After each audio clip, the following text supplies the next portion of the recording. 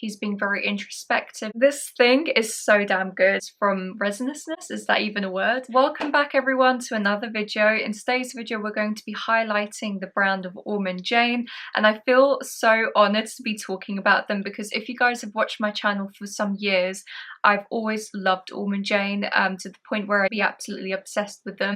I still am. You know, a lot of men don't tend to highlight Ormonde Jayne or talk about Ormonde Jayne. Maybe I'm just being naive and I haven't seen that many male fragrance content creators talk about this brand, but they are absolutely incredible. They have an amazing selection for gents. Their fragrances have a minimum of like 25% oil concentration, and that's why I've always loved them, because I've always felt, even just smelling and sensing the fragrances, that the quality is definitely there. They're very sophisticated, luxurious, and they're very timeless as well. Ormonde Jayne has kindly sent me one of their newest fragrances, which is called Baccara.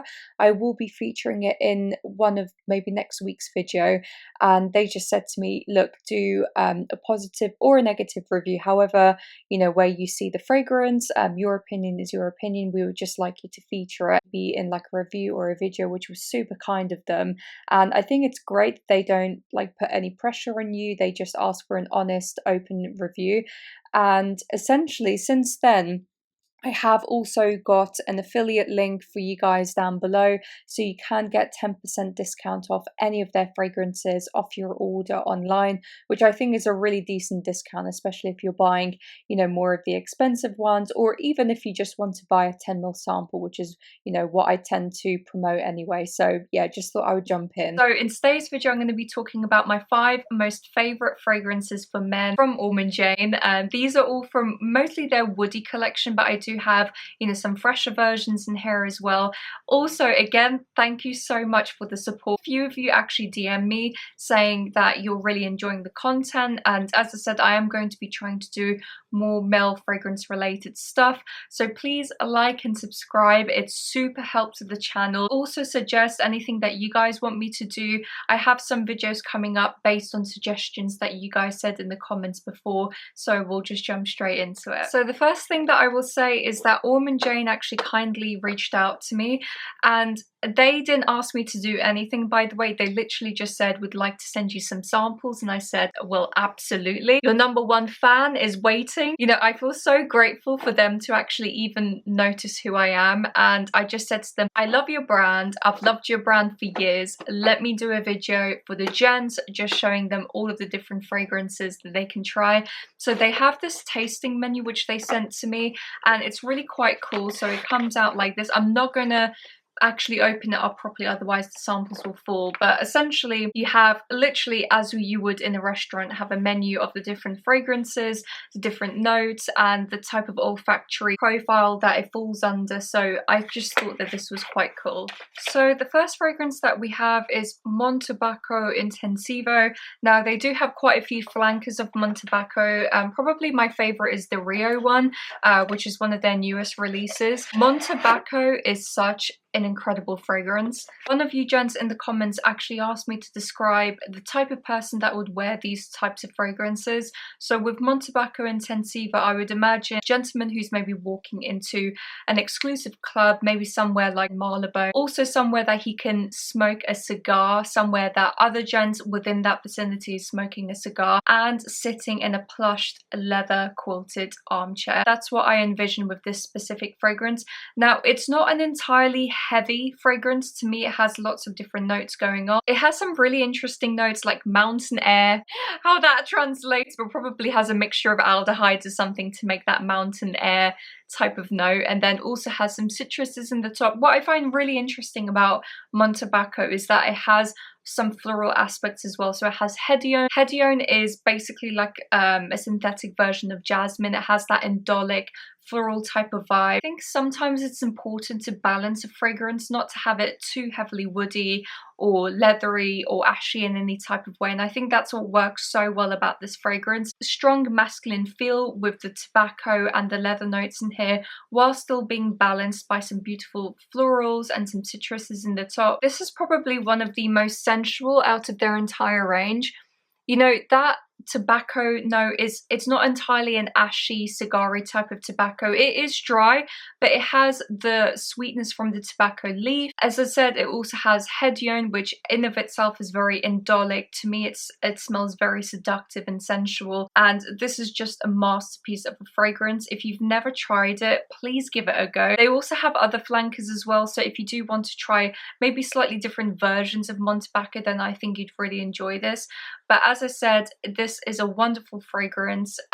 Even the oil concentration, you can smell quality. I'll just keep repeating this along the video, but genuinely, this smells incredible. I would love to smell this on my partner. I think him wearing this with a leather jacket, maybe going to a gentleman's club somewhere in central London and very exclusive, would definitely suit him. Now, the next one that we have is called Vanille des Afriques Intensivo. This is one of their most newest releases, unisex, but I do believe that this leans slightly masculine. This is very reminiscent of a fragrance that they used to have called Vanille d'Iris.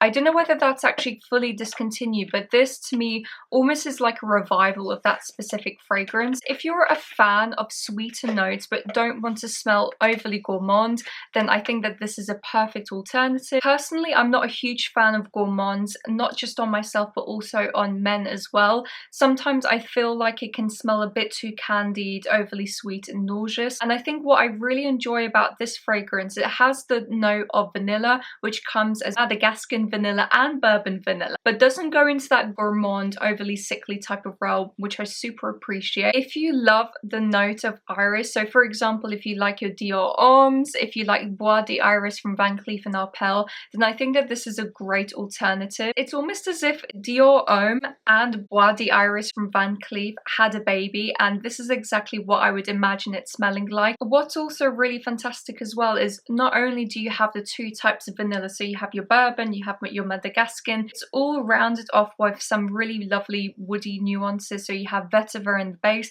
and I've talked about vetiver a lot. To me, it smells very hay grass-like but dry. It's not like green grassy, if that makes sense. It's more dry, almost sweet type of grassy smell, as if you've just walked through a field of hay essentially, and it's really lovely. It gives this dry depth to the fragrance. You know, Orris in of itself is very buttery, lipsticky, and then you have the sweetness and the indulgence from the iris, and then all centered around this ashy type of vetiver note in the base. It's so beautiful. In fact, I'm going to spray a little bit on my skin. This thing is so damn good. Honestly, I do find it to be a little bit unisex, but with it leaning a little bit masculine with the vetiver note. It's really an understated fragrance.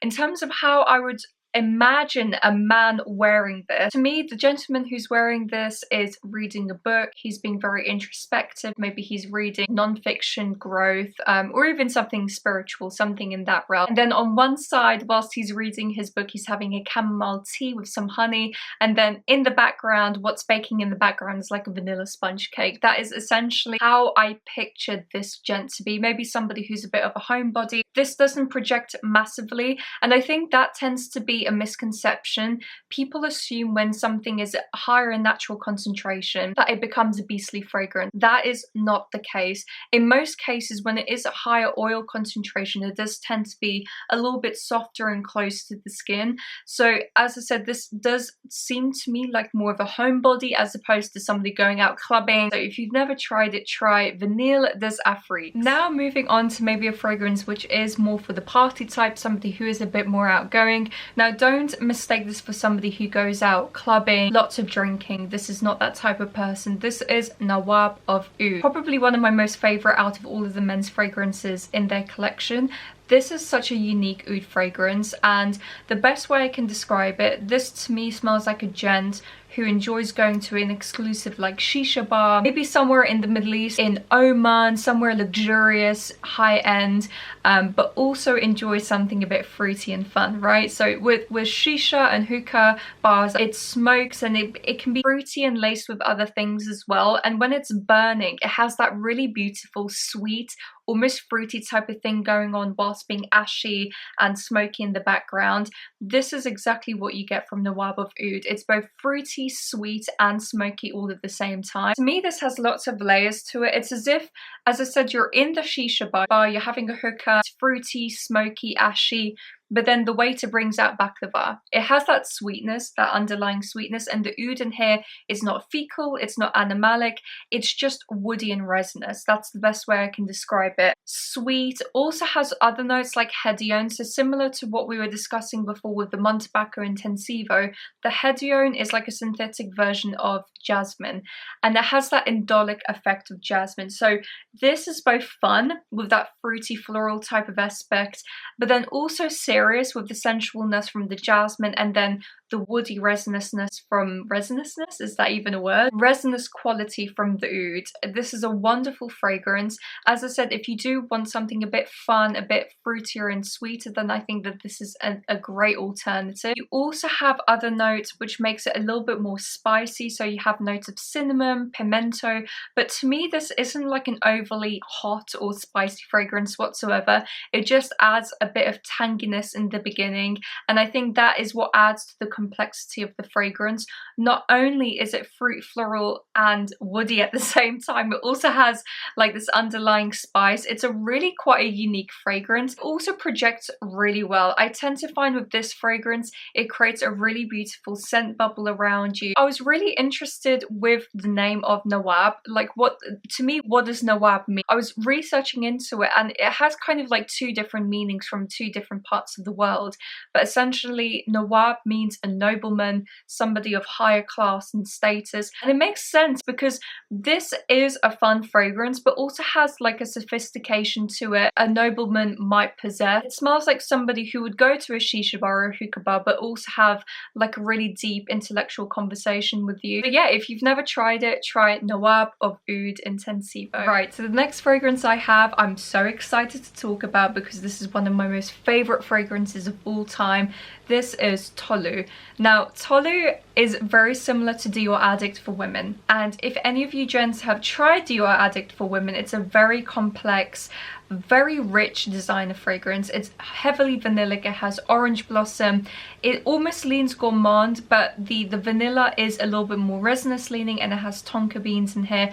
Now, what I find so interesting, I've never heard anyone compare Dior Addict and Tolu, and I did this years ago when I first got Tolu. I thought it was like a doppelganger for Dior Addict, and I thought to myself, well, which one launched first? Because surely they got inspiration from one of the other, right? And then when I researched into it, Dior Addict was launched 2002. Jayne for Ormonde launched it in 2002. So technically both fragrances were launched at the same time in the same year. So I just find it really bizarre how similar they are and also how complex they are. So Tolu again is a heavily orange, why am I spraying it like this? A heavily orange blossom fragrance. Orange blossom in here is a little bit more herbaceous and green in the top, and then it's all grounded by a very rich Tolu balsam with olibanum and other resins in the base, but it kind of gives this vanillic Coca-Cola type-esque vibe in the base. It's really very beautiful and very sweet as well. So if you're into more sweeter fragrances,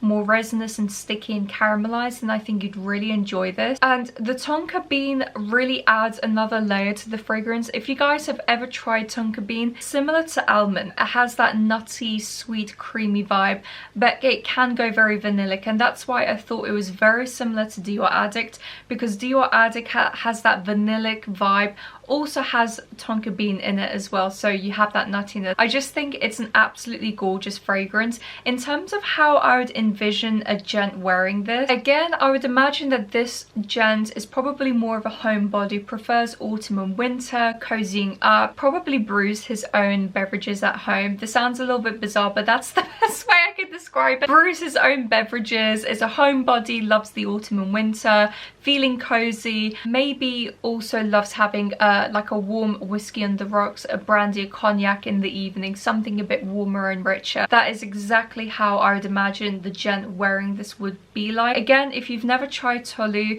you're missing out. This is a fantastic fragrance, super underrated, and probably one of the best resinous fragrances out there on the market. So that's Tolu. And last but certainly not least, I did already talk about this fragrance in my autumn fragrances for men, but I thought I would re-highlight this because again, I think it's a wonderful fragrance. This is called Zizan, and I believe this was actually the one that Ormonde Jayne found me on. I love Zizan.